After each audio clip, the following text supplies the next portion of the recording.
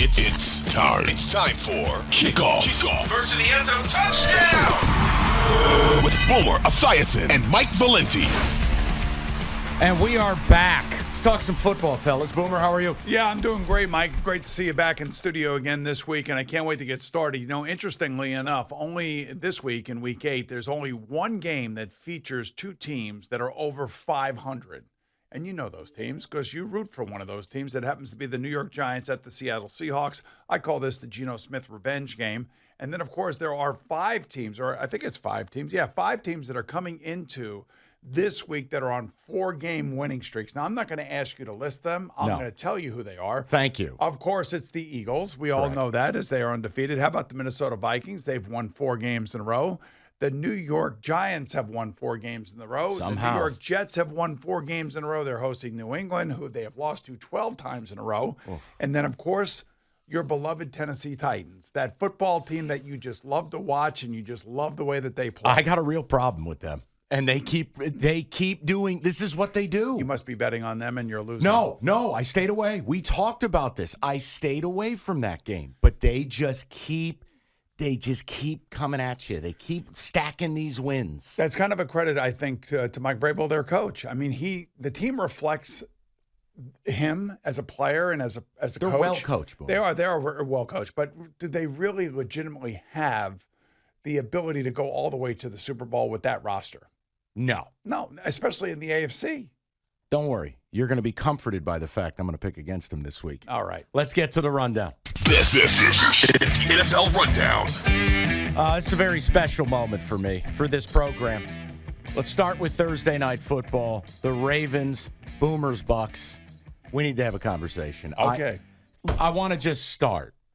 Brady versus team. If you are forced to blame, even if it's 51 to 49% blame, you blaming Brady, all the nonsense, he doesn't look good at all, or the team around him? You know, I'm blaming the injuries, the team around him, and the coach. I think the coach, and I like Todd Bowles. I think he's a really good defensive coordinator.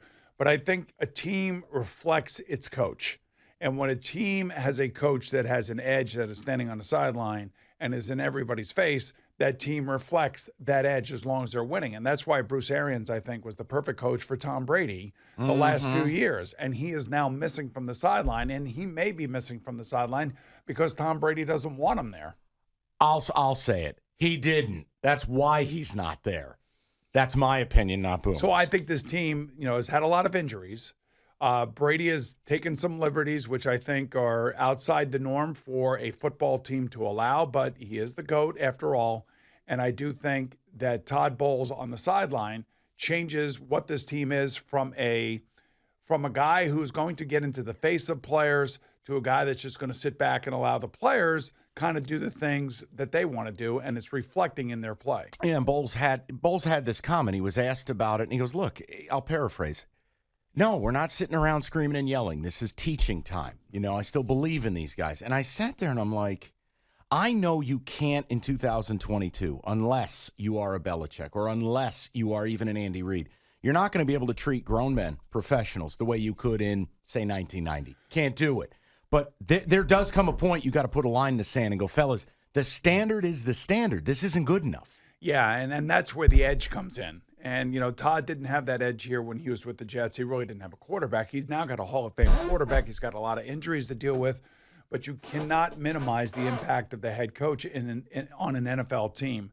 And nobody reflects that more than what Brian Daboll has done with the Giants and how he has handled Daniel Jones and has turned his career around to this point. I want to ask you, though, so, let's work our way out of this. Because I know, we joked on last week's program, you've got your cello, the water's rising, and you're just playing Auld Lang Syne. You're staying with the Bucs. I'm out on I am going to stay with the Bucs, and the only reason I'm staying with the Bucs is because they're in the worst division in football. They are. They have no other quarterbacks that they really truly have to worry about in that division. They had all sorts of transitioning going on with the Falcons, with the Panthers, and the Saints. You have Andy Dalton starting. You have Marcus Mariota starting. I mean, you got P.J. Walker starting. I mean, this is what they're dealing with. So I think that they could be a team, and there could be one team coming out of the NFC that has a losing record but is going to make the playoffs. Let me offer you what I deem two solutions. I know I'm oversimplifying, but I want to have some fun with the listeners. You tell me if either of these work for you. A, go out, and I know it's not going to be easy. I feel like, look, Godwin doesn't look all the way back, and he's not a deep threat. Mike Evans is Mike Evans, but again, the regression's been there, but a good, big-bodied target. What they're missing is that slot trinket toy, and in years past, it was AB. They had Cole Beasley for a few weeks. Boomer, don't forget Rob Gronkowski. And that was the other one, is that without the middle of the field / slot, none of the other things seem to be unlocked. And that even takes away the one Scotty Miller bomb a game. Is that oversimplifying, or are we on the same page? Yeah, they look slow to me. They look slow offensively. There's nobody that is really a game breaker. And for whatever reason, I don't know if you feel this way watching them, there's something off with Mike Evans and Tom Brady. They're not on the same page. Last night, he yelled at him 3 times, including in the end zone where it looked like he didn't cut the route early enough. And Brady, it should have been intercepted. So we are seeing the same thing. Yeah. And, there was the drop pass in Carolina that could have changed that whole game. That was down the middle. It was right on the money. So it's not Tom Brady in the way he's playing and maybe some of the off-the-field distractions, as it has been reported that the divorce papers are going to be filed this week and all this other stuff. So I'm sure he's dealing with that. But, I don't necessarily see an overall drop in his play. The other thing, too, play more of the kid. Rashawn Vaughn. Play more of the kid. I know Fournette's wonderful in pass pro, and he's the veteran. He's Brady's guy. Vaughn's got a little bit of juice. I'd try to get him a few more touches. I don't have anything against anything that you're saying here. The other thing you got to remember, they lost Shaq Barrett now, and that looks like it's going to be for the year. Yeah. It looks like a really bad Achilles problem. But I do think with Tom Brady there, and assuming that, he doesn't retire in the middle of all this season because of this divorce, the fact still remains that they are the best team in that division. And like I said, they can win that division with a losing record and make it to the playoffs. We have to talk about your big moment last night. Okay. Come on. You saw it. The promo for Monday Night Football, Yes. Bengals, Browns, Bernie versus Boomer. Yes. Can we talk about the hair care regimen, please? Well, that was gorgeous. that was thing is I don't beautiful. like to share my hair care regimen. Come on, It's that was that very Vidal personal. Sassoon mousse back in the Yes, day, right? and, A little bit of foam. And I think I had a nice mullet going. It was gorgeous. It was regal, if you Well, will. when you have hair like me, that's what you try to do. That's it. You flaunt it. Exactly. Let's go to the Colts, because we've hinted at this all year. Jim Irsay is a total wild card. The benching of Matt Ryan, and then you find out, and I won't go granular, it's the contract people. They owe him a lot of money if he plays. They don't if he doesn't. And Frank Reich, which I know obviously your college roommate and a friend, and Chris Ballard all but said this was Jim Irsay's call, the Sam Ehlinger era. Talk to me about this. Well, there's also another part of that contract that you didn't talk about, and that is that if Matt gets hurt, there's an extra $17 million that is guaranteed for next year. So I think Jim Irsay has seen enough of the interceptions. I think Frank probably would have fought through it. But when the owner wants to make a decision based on what he's watching, and there are 9 interceptions to watch over the first 6 or 7 games of the season that were just awful, you've seen enough. Now, this is also what happened at the end of last year with Carson Wentz. I do believe that Ballard and Reich probably would have wanted to keep Wentz there, but I think the owner got disgusted with the last 2 games against the Raiders and the Jaguars last year. So now here we are again. And, and Sam Ehlinger has been on this team for a while. Frank has told me personally that he really likes the kid and there's a lot of energy. But He's got some wheels, Boomer. He Yeah, can move. but I don't think you really thought about him being his starting quarterback in the middle of the season. If everything coming out of training camp was that Matt Ryan was the perfect guy and he was bringing energy and leadership to the team, and then everything was going to be fine, then he'd still be playing. But I do think that those 2 interceptions last week were just horrific in nature, because the week before he played great against the Jacksonville Jaguars. So if this is contract, this is an impetuous owner without question, and now it's up to this young kid to try to save everybody's season. So 2 ways. What does it do to the room? No, I mean, players aren't stupid. They know the owner stepped in. And then the other part is I feel bad for Frank and Ballard, because basically now you're on the block. I mean, you're not playing your best quarterback. You're going to incur losses. I just don't see how any of this works, and Irsay should be smart enough to know that. Well, maybe this will be the answer. Maybe the energy, maybe the youngster will come in and play. I mean, he came from a huge, program at Texas. at the end of the day, for me, it's basically about saving the season, not looking beyond this season. And they're going to be asking a young kid to try to do that, which is not going to be easy. No, at all. Well, you know what? Let's stick with the theme. I think it's interesting what the Bears did. And I understand why they did it. They traded Robert Quinn. I think he's got 1 sack in 7 games, not having the year that many thought he'd have. They owe him a ton of money next year. But it's interesting. On the heels of beating the Patriots, they dropped a bomb on him. They trade one of the veteran leaders in the room. Now, I understand the Bears are not good, but we just talked about it. The NFC, the division they're in, that's a bad division. It is. And Roquon Smith finds out at the podium, people, can we be better, please? But, seriously, can someone run down a memo? But I wanted your take on this because doesn't that just gut the room? It does. He's a team captain, and he's one of the more popular players in the room. And the GM and the coach have got to explain to the players why they're trading him. And remember, the Bears are a half game out of a wild card spot. They're 3-4, just like everybody else seems to be, right, in the NFC. So why would you do this right now? Well, I think Ryan Poles is thinking, look, we got an opportunity to remove some money from the salary cap, get another draft pick, open up possibly for some free agent signings next year to build around Justin Fields.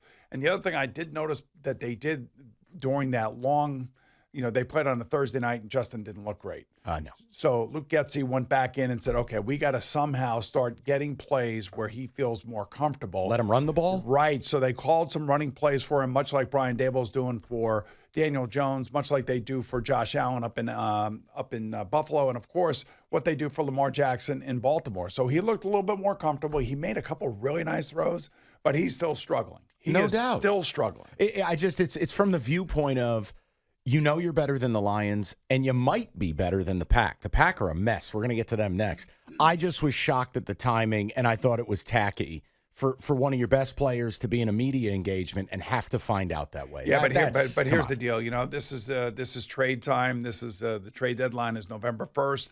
Things are going to happen. Players are going to move. The one thing I would say, Robert Quinn should be happy that he's leaving the Bears and going to the Eagles, where he has a chance to get to the Super Bowl in his last couple final years here. Yeah, and he'll have a big impact there because he doesn't have to play every down. And by the way, in my eyes and the perception that I have is Howie Roseman won again. He does. He did a great job here, adding a bit piece, a pass rusher to an already good defensive line. And you know what? It's emulating their 2017 Super Bowl team. They're going to have 8 guys. Or if for Giants fans out there, it's emulating the Giants 07 team. They're going to have 8 guys. They can go NASCAR package. They can go big. Rotation, baby. That's the thing. Keep those defensive linemen fresh and keep the pressure on the opposing offensive line, who end up playing the entire game. Let's go to the Packers. I said I'd do it next. We'll go a little bit out of order.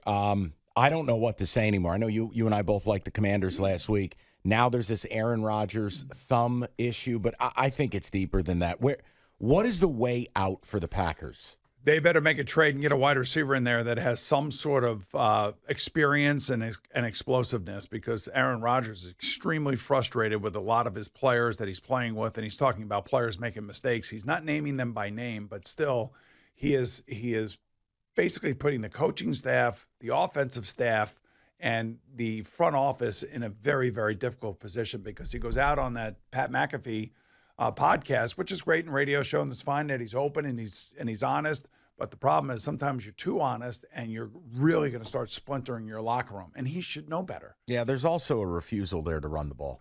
I think that's the biggest way forward for them. Look, you've got Aaron Jones, you got A.J. Dillon. I'm not telling you it's going to be the most dominant thing in the league, but if you look at their wins, you look at what their success resides in, it's number 33. Yeah, and their young defense is going to get better and better, and they still are playing reasonably well. But, it's weird that you and I both felt like Taylor Heineke and the Commanders were going to beat them last week. Yeah, by the way, did you see the last throw to McLaurin? Yes. His eyes closed. How? His eyes were closed. I know. Did you ever pull that off? You know what? Maybe he was trying to do a Patrick Mahomes. That was something. I went, oh, it was my great. God. It was a great throw, and good for that kid. That kid's fighting for a job now. He wants that job back. Well, you could see he was rusty in the first half. Second half, totally different player. Confident, cutting it loose, more accurate. It was just everything I thought he could do for them. It'll be interesting to see how he plays this week at Indianapolis, Taylor Heineke, the quarterback for the Commanders, because the Indianapolis Colts, obviously, as we just talked about, are on notice. I'm going to ask you this. You feel free to laugh. I was ruminating on this. Maybe it was Russ holding the Seahawks back.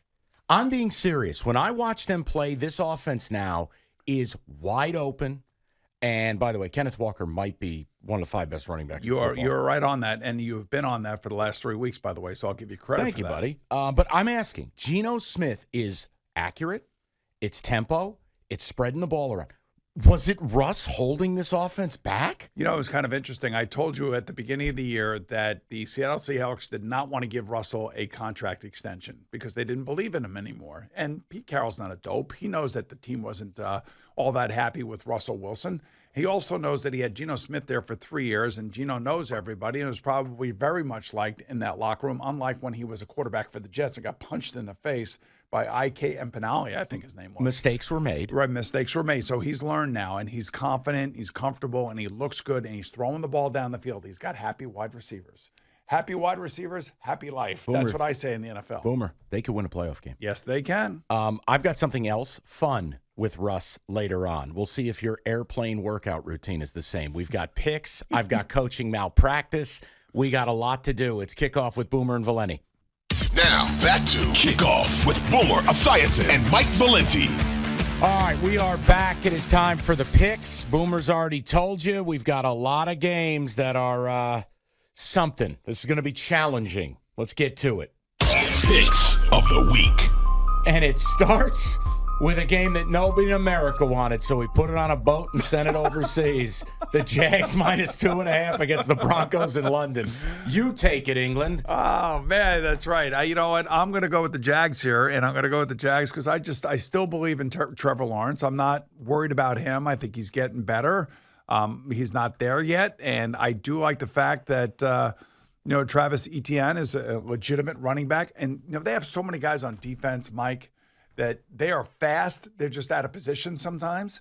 And this team is going to be good in the next couple of years, but I just don't like the offense of the Denver Broncos at all. No, and I got ahead of myself with the Jags. I was excited. Peterson probably needs a year, but you can see it. They're going to be good. They had no business losing last week. Fun fact, if the Broncos lose, Nathaniel Hackett may come home in a box. Honestly, that's not a fun fact. Well, I'm just saying he may get brown bagged by ownership. Come on. Well, you heard what their GM, George Patton, came out and said this week. And if you buy that, I'll sell. I got a bridge I can sell you for $14. Well, he better be in their back pockets because if he's not, then, what good is he? What decision making he made? They're both gone at the end of the year. You think so? I do. All right. We'll save it. We got plenty of shows to do. Eagles laying 10.5 against the Steelers. The problem with the Eagles, and I think you said this, and I look at it, is that they don't play a second half. No, they're half a bagel. I don't know what's going on with them. Now, they're coming off the bye, and, like I always tell you, when teams go on the bye, the coaches do their work, and they self-scout, and they look at things that teams do well and things that they don't do well. It's one of the reasons why Andy Reid is so good when he comes off a bye. So next week, bet him. I don't even know who they're playing, but next week, bet him because they're on the bye this week. And I think Nick Sirianni's the right coach.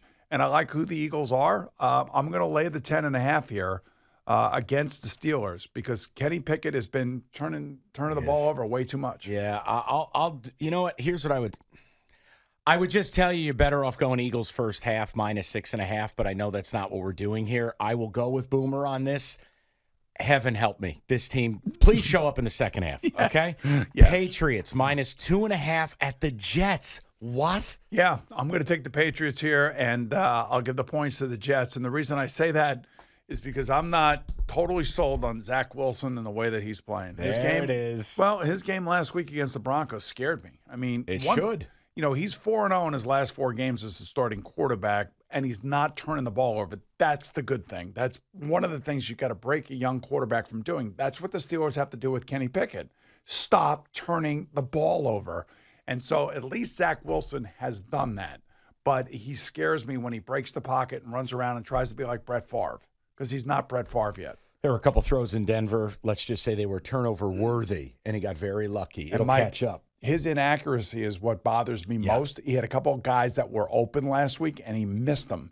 And, I can't imagine that Belichick and the offense of the Patriots are going to have 4 turnovers in this game like they did on Monday night. Yeah, I'll go with you with the Patriots. And I kind of think both New York teams are due. They're great stories. They're well coached, but, I mean, they're kind of flying a little close to the sun. Our man Arthur, Atlanta, laying 4, hosting Carolina, the P.J. Walker experience. Yeah, which was amazing. What a game they played last week. And what a credit to the team. What a real credit to the team to destroy Tom Brady and the Buccaneers and to Steve Wilkes, their coach. You know, he got rid of Robbie Anderson. They traded Christian McCaffrey, and the team really responded. And the owner basically said you have next to no chance of getting this job. Exactly. You have to do something incredible. Maybe they're in the midst of doing that, but I'm not going to go with them this week. I'm going to go with the Falcons. I love Atlanta as a dog, but I don't know that I like him as a field goal north of 4. I'm gonna go free roll here. I'm gonna take the Panthers. Let's go. Now, do you want a scary game? You may as well flip a coin on this puppy. Raiders minus 1.5 at New Orleans. All right, and now I know Andy Dalton's starting for the Saints, but we're going to see Taysom Hill, and we're going to see a lot of him. They seem to be successful when he lines up at quarterback, and whether it's running the football or even jump passing and throwing it, he makes plays. But the Raiders, they needed the game last week against Houston. They had to save their season. They did that. This is a continuation of that. I'm going to stay with the Raiders and Derek Carr. And Devontae Adams now all of a sudden is starting to get back in the mix for the Raiders, which I like. And the Saints have so many injuries on offense. I just do not trust Andy Dalton not to turn the ball over. No, and I'm with you. And obviously, I wish we could wait until game time to make the pick. Lattimore's injury fundamentally has changed the way the Saints can play defense. And if you don't have Lattimore against Devontae Adams, get ready for 15 targets. I'm going to lean Lattimore will be compromised. I'm going to go Raiders here. Okay. This one, get ready for this one because this could be my dumbest take of the week. Cowboys laying 9.5 against the Bears. Go ahead. I don't think you have a lot of dumb takes. I know you think you do. But if you want me to start taking them down and keeping score, I will. I'll be more than happy We'll to. do a receipt show for Christmas. Yeah, we'll keep it receipts. Yeah, everybody's keeping receipts. Go ahead. I like the Cowboys here. I like the Cowboys because their defense should be all over Justin Fields. They do have the speed to stop him and force him into mistakes. And even though Dak didn't really do much last week, I think he'll be more comfortable this week. And I'm just wondering where the mindset of the Bears locker room is. There it is. The reason I said is I never call for blowouts. The NFL, these are all professionals. Everyone's out there fighting for bread on their table. I never talk about blowouts. This is a spot I think the Cowboys drop a bomb on the Bears. And it's a horse racing term. Second off the layoff. Dak was rusty last week. Yep. I think the Bears come in flat. The Robert Quinn trade, Cowboys all day. Oh, God. Here we go. Dolphins laying 3.5 at the Lions. Here we go. And the Lions defense can't really stop anybody, but I thought they played really well against the Cowboys last week. They did. I don't know what got into them. I don't know if it was Aaron Glenn self-scouting. I'm not really sure. You know one thing they did? What did they do? They moved Aiden Hutchinson to the weak side of the formation, got him away from the tight end, got him isolated. He played a little better. Right. Okuda, believe it or not, back from the dead, played really well. Look, man, I'm trying to sell something here. I know what you're trying to sell. I'm trying to sell something. And by quite frankly, Tua and the Dolphins didn't score in the second half against the Steelers. And he looked lost, Boomer. He looked lost in the last three quarters. Well, he's missed like 3 games, So you got to get the whole mental aspect of the game back. You got to understand what it takes to play 4 quarters. Hopefully, it has nothing to do with any hits that he's taken. Oh God! But I think the Dolphins are going to win the game. But I'm going to go with the Lions at home as the dog. Dude, this is such personal growth, man. I'm proud of you. Taking a rat dog like this yes. flies in the face of what you normally do. I'm taking the Lions. I think this is just a spot where, like, again, you can't lose every game. It's week 8, and a lot of crazy things happen. And again, the owner came out, vote of confidence in Dan Campbell and Brad Holmes. I don't know, man. You don't lose every game. What? Can I ask you a question? Yeah, go ahead. Like who is actually owning the Lions right now? Sheila Ford Hamp. Okay. It is William and Martha's daughter. All right, okay. And it's a real blessing. All right, let's move on. I'll take the Lions getting 3.5 because you don't want to get me started on that ownership. Vikings minus 3.5 hosting the Cardinals. If it were less than 3.5, if it were 3, it's probably going to be a push. This game's going to be high scoring. I think it's going to be up and down. One of these teams is going to win by a field goal at the end, and I think the Vikings will win the game, but that would make the Cardinals a cover here. I will take the Cardinals. Yeah, and the Vikings as a favorite, their last 5, 1-4 against the number. Cousins does not cover. And you know what? Atlanta, 10 days to prepare. Maybe we get good Kyler. I don't know. I'm taking Arizona. God, help me with this next one. Titans laying 2.5 to the Texans. You're asking for a lot of help from God these days. I know. And I don't go to church. That's a bad combo. Go and ahead. I don't mean to do this to you. And I know this line, man, this line feels to me like it should be like 6 points in favor of the Titans as opposed to 2.5. So what does somebody know that we don't know? I thought early in the week it was the Tannehill injury where he was in a boot, was a limited participant. But then, look, he's out of the boot now. I thought it meant Malik Willis was starting, Boomer. All right. Did you see what Josh Jacobs did to the Texans defense last week? Yes. Toss sweep left, toss sweep right. All right. Guess what the Titans are going to do?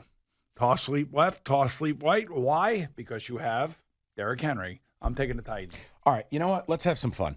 I'm just gonna test the theory, and if you want, you put dinner on it. Whatever you want to do. This is what I call a receipt game for you. This is fine. Put the receipt down. Okay. Any restaurant, any cuisine, any budget, you pick the date. I'm here in New York. We make it happen. We're going to Cipriani. Done. I'll take the Texans. Okay. You're not going to scare me. Okay. I'll take the Texans. I want to test the theory. This is the island of misfit toys from the Rudolph special. All right. Here. Give me the Texans. Got it. Island of misfit toys. Worst case, it's dinner. Best case, it's one of the greatest rat dog plays of the year for me. All right. All right. Colts -3 against the Commanders. How do you even gauge Ellinger, Heineke? You know what? Heineke beat Aaron Rodgers last week, and he wants the job back. He wants to win. He wants to be the starting quarterback of the Commanders. He wants to make sure everybody knows. And I love this about this kid. He's a fighter. That he's just not just some guy off the street that's going to win games. I mean, he's going to fight, and he's going to run around, and he's going to make plays. The biggest problem for I think the Colts is their defense has played really well. I don't think that Ellinger is going to be turning the ball over as much, but I am going to take the Commanders here on the road. I'll take the points, and I think they cover the number. I'm with you. It is a very tepid selection. And look, you also got to give it up a little bit for the Commanders. You know, they've been playing all year without some of their best defensive pieces, and I thought they battled last week. I thought their defense primarily has been okay this year. I also, you know what, Brian Robinson, it's more than just the story and what happened to him. He adds a physical element, and now they can use Antonio Gibson the right way. I'm going to take the point. Hey, Terry McLaurin's the top receiver in the league, gets no love from anybody, and I don't know why. Now he's getting paid like it. Yeah. But he makes plays every single week. Niners laying 1.5 at the Rams. Okay, so I've been on the Niner train for a long time, and I am not getting off of this train just because they lost the game last week to Kansas City. And you know what? Maybe that is the Jimmy Garoppolo effect. I'm not really sure. But for whatever reason, during the regular season, Kyle Shanahan owns Sean McVay. Their defense is going to get after Matthew Stafford. The offensive line of the Rams, I am not a believer in. It's horrific. Sorry, they don't run the ball. They don't try to run the ball. And Matthew Stafford kind of looks like that quarterback that we saw in Detroit a few years ago, as opposed to the one that we saw last year. I'm taking the Niners. I'm with you. And look, out of the bye week, what are these fixes? Well, you're not going to find a new left tackle. You know, you're not going to be, all of a sudden, you're not going to find a running game. And I think what you said it's true. Sometimes it's 2 + 2 does equal 4. The Niner front against that O-line and this Rams offense, is the Rams offense all of a sudden going to come out firing? I don't see it. Plus, it's the second week. They get McCaffrey, bigger install. We might be walking into it, but I'm taking the Niners. I'm with you. I can't touch the Rams. They are radioactive.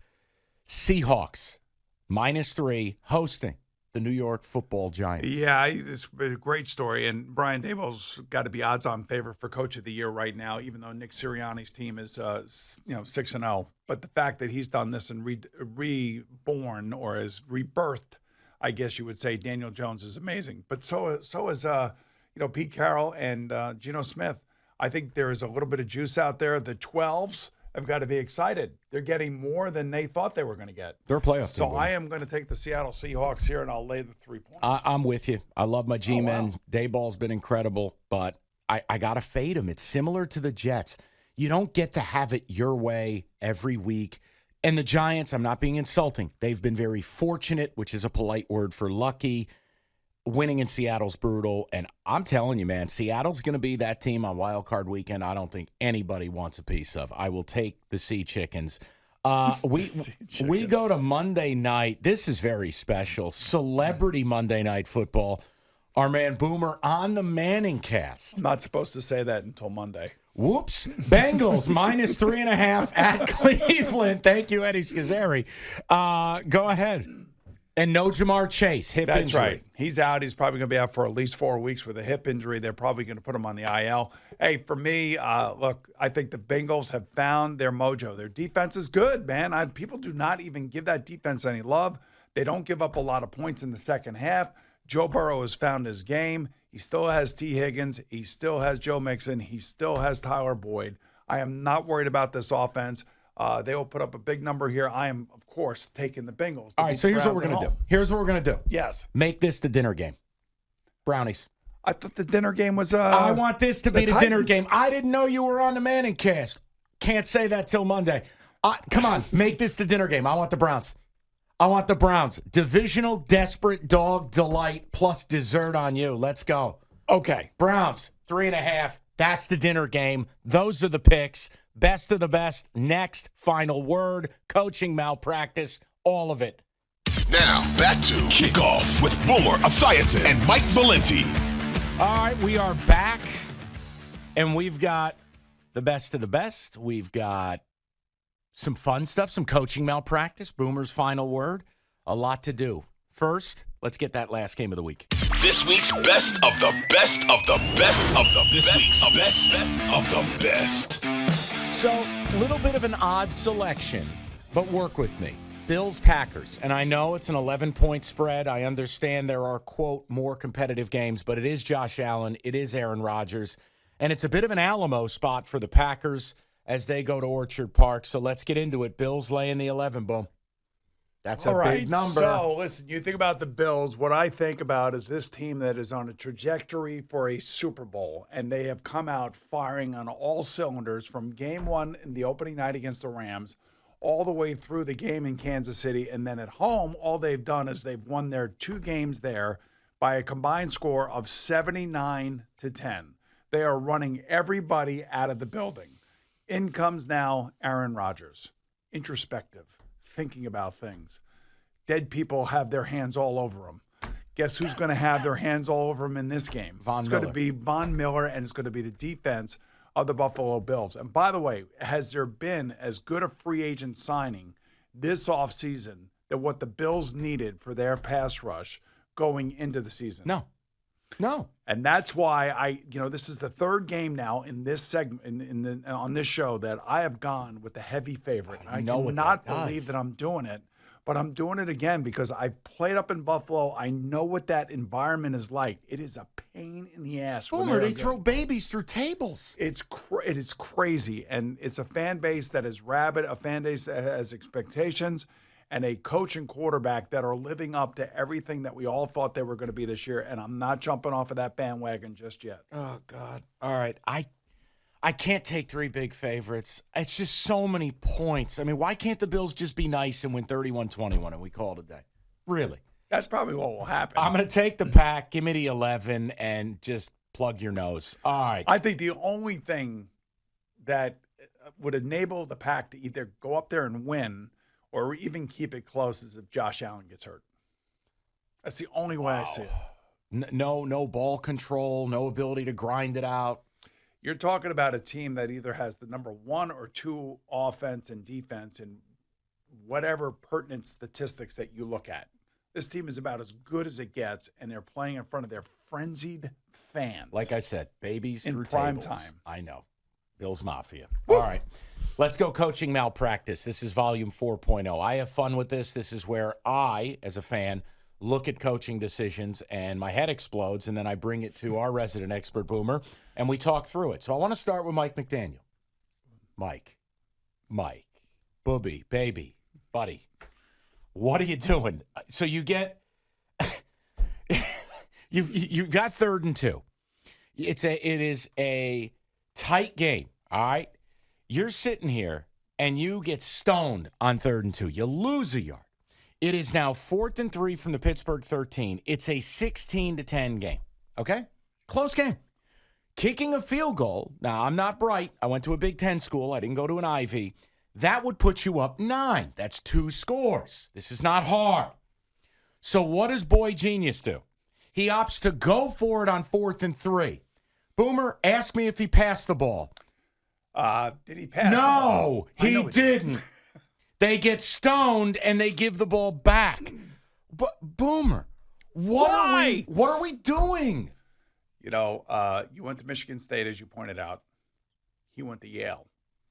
And he's got the analytic geeks in the ear, as we are finding out that we have a ton of those all throughout the NFL. And instead of these coaches going with their gut, they're going with the numbers. They're going with the hardcore numbers. And every number in the world tells you that you would want to go for it here. And I don't agree with it. I want to be up 9. I know. Against a rookie quarterback. Especially when my defense is playing as well as we're playing. Oh, God. So, again, you know, these coaches sometimes have got to divorce themselves, I think, from the numbers and also the emotion of the game. Because somewhere they got to be in between making the right decision.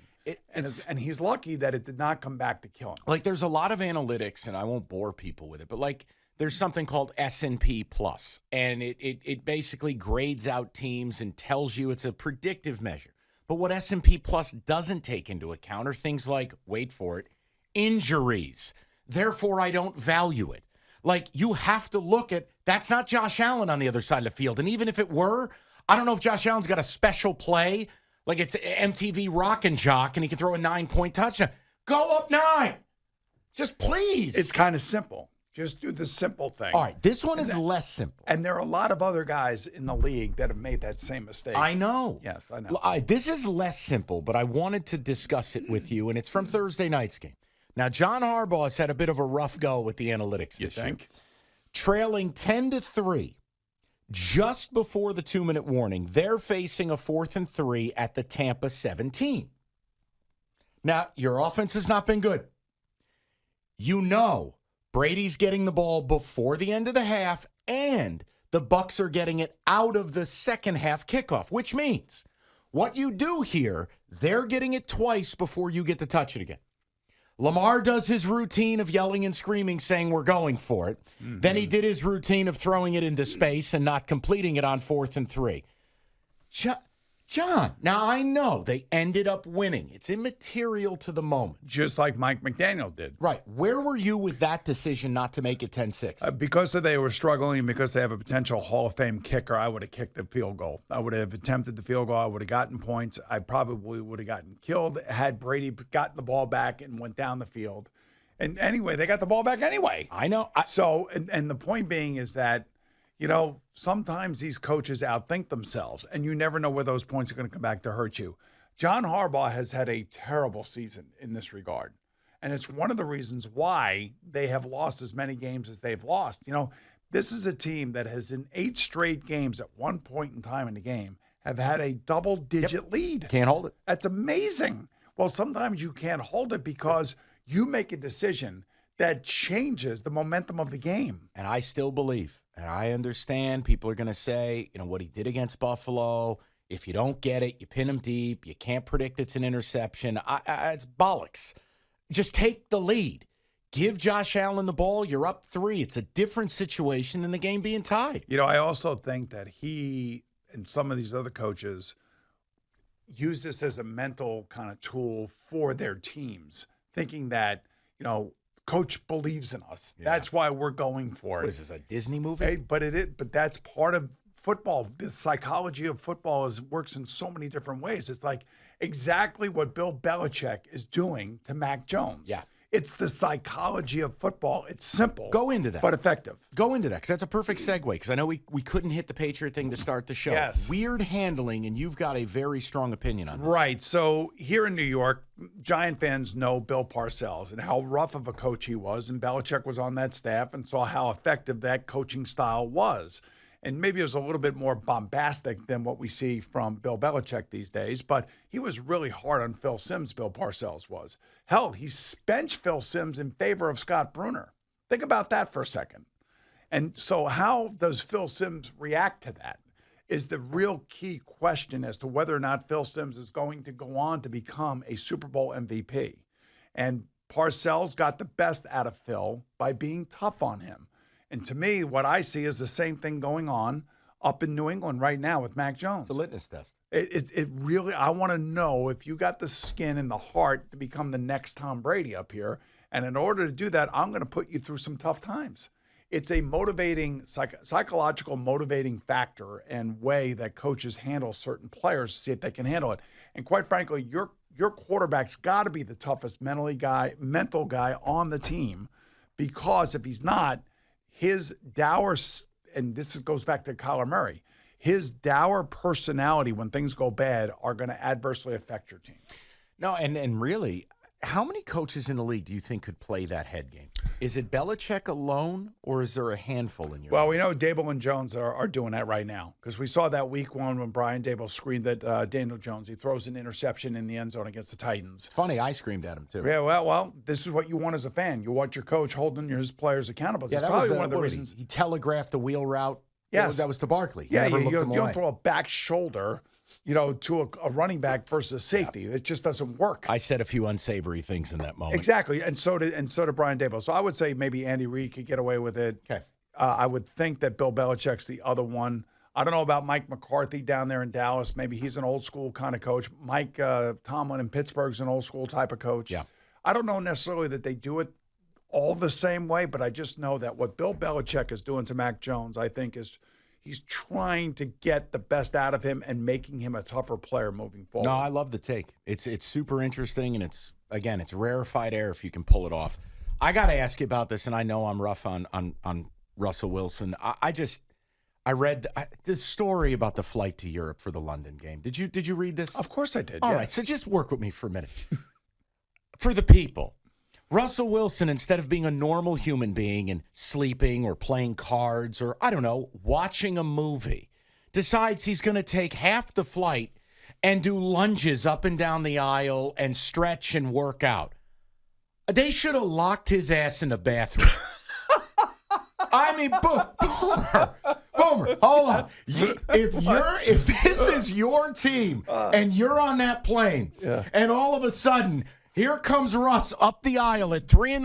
while we're in the middle of nowhere over the ocean, and he's whispering, "Are you feeling dangerous or let's ride?"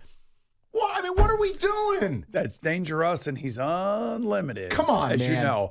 He's a cheese ball. You know that. But everybody else no knows one in that room can respect that. But this is why Richard Sherman and Marshawn Lynch and all his ex-teammates out in Seattle get on his ass all the time because of crap like this. I mean, that's who he is. I hate to tell you. I've met him. I've talked to him. I actually do really like him. He seems like a great guy. He goes the cheesy Instagram post to his wife, Sierra. I mean, it's crazy. And that's what you're doing is exactly what everybody else around him is doing, is rolling their eyes and going, come on, just be authentic. Don't be a phony. And unfortunately, this is who he is as a person. Boomer. This is the way he is. Boomer, if you're on that flight and you see that going down, don't tell me you don't say something. Oh, of course I do. Hey, Russ, you having a heart attack? You know what? No? Go to your seat!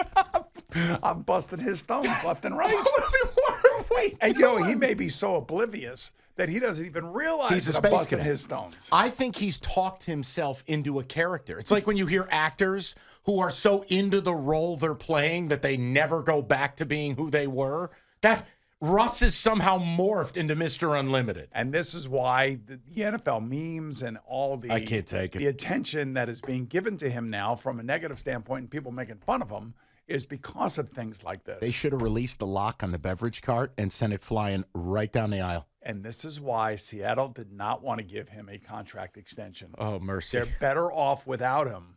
And he's now somebody else's issue. All right, we got a minute left. Let's go to Boomer's final word. What you say after this don't matter. This is the final word. Last week, we were talking about teams trying to save their season. I don't know if they did. The 49ers took a major step back. I want to see them bounce back this week. I want to see Dak Prescott play a lot better this week. I want to see Joe Burrow do it without Jamar Chase this week against the Browns. And the other thing, too, I want to see Zach Wilson. I want to see him improve. I don't want him running around like his hair is on fire. Those are the things I'm going to be looking for this weekend with these games. And, and quite frankly, there's a lot of bad football being played, as Tom Brady said. I agree with that, but it does create parity and interesting storylines each and every week. And that's the business model. People don't want to hear it. Stay in the graphic. It keeps your attention. All right, we'll be back at it next week. More malpractice, more picks, more fun, and more Russell Wilson. That's Kickoff with Boomer and Valenti. It's Kickoff with Boomer and Valenti.